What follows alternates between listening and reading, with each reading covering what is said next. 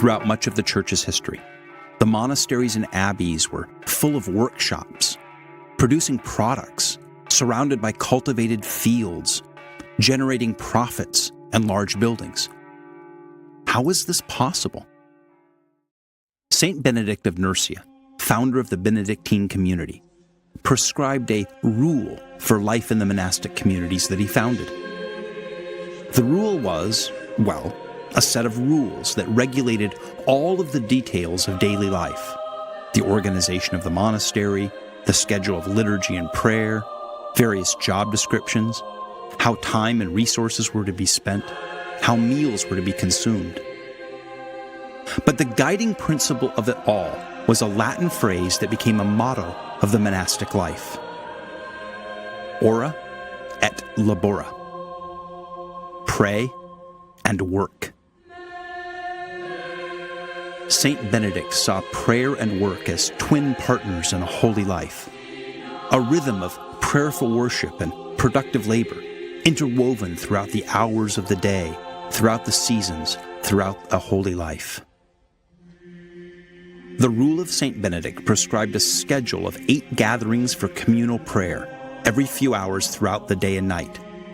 They were called the canonical hours: lauds just before sunrise, then prime an hour after the sun rose, then terce about mid-morning, then sext at noon, nons at mid-afternoon, vespers at sunset, and compline just before bed. Then they were to wake up in the middle of the night for matins. At each of these canonical hours, the monks would gather to pray and chant the Psalms, and take Mass at one of them. In the few hours between these canonical gatherings, they worked, because Benedict had no patience with lazy monks returning to bed between services.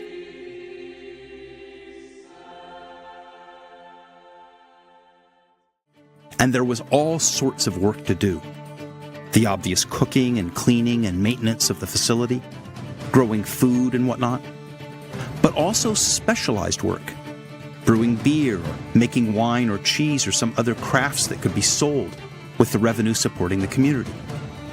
Some orders, like the Cistercians, specialized in agriculture and developed techniques of land management, irrigation, and crop rotation. Others engaged in light manufacturing or textiles. Others undertook the copying of manuscripts, often of the Bible.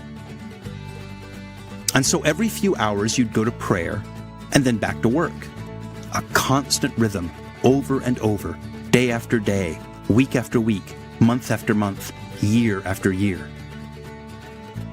Think for a moment about the implications of ora et labora.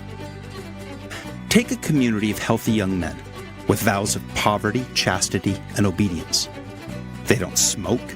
They don't drink to excess. They don't do drugs, spend money, party, gamble, play video games, watch Netflix, none of that. And they reinvest every penny they make back into the monastery. What do they do with their time and energy? Well, every 3 hours they alternate between prayer and work, without fail, for the glory of God. What do you think will happen? They get wealthy. The monasteries accumulated property. They cleared forests, they drained swamps, they planted crops, they tended flocks, they sheared wool, they made beer and wine and cloth, they copied and sold manuscripts.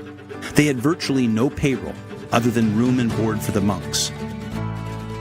They were productive living machines, like colonies of holy ants or hives of godly bees. They lived to give glory to God by getting things done.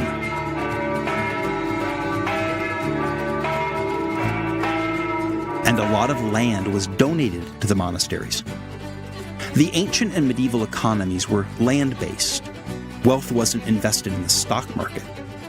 Land was the primary asset, and the rents that land generated from tenant farmers.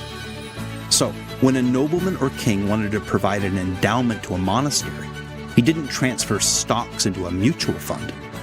The monastery would be gifted with the deed to property, and the rents from that property became sustainable revenue for the monastery, which meant that, over time, the monasteries had larger and larger estates to manage, more work to do, more wealth produced.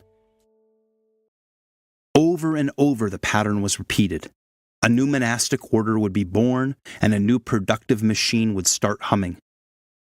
After a few generations, the monastery had grown large and wealthy, and probably had spun off daughter monasteries. Buildings would go up to house the monks in their workshops and warehouses. But all of that wealth would gradually lead to a softening of discipline. Life became easier, and prestige and power came into play. And then reformers would come along. The reformers would decry the lax lifestyles of the monks, point out that the monks were missing the point, that they had drifted far from the spirit of St. Anthony and St. Benedict. And often they would break off to start a new monastic order, hitting the reset button by returning to the principle of ora et labora.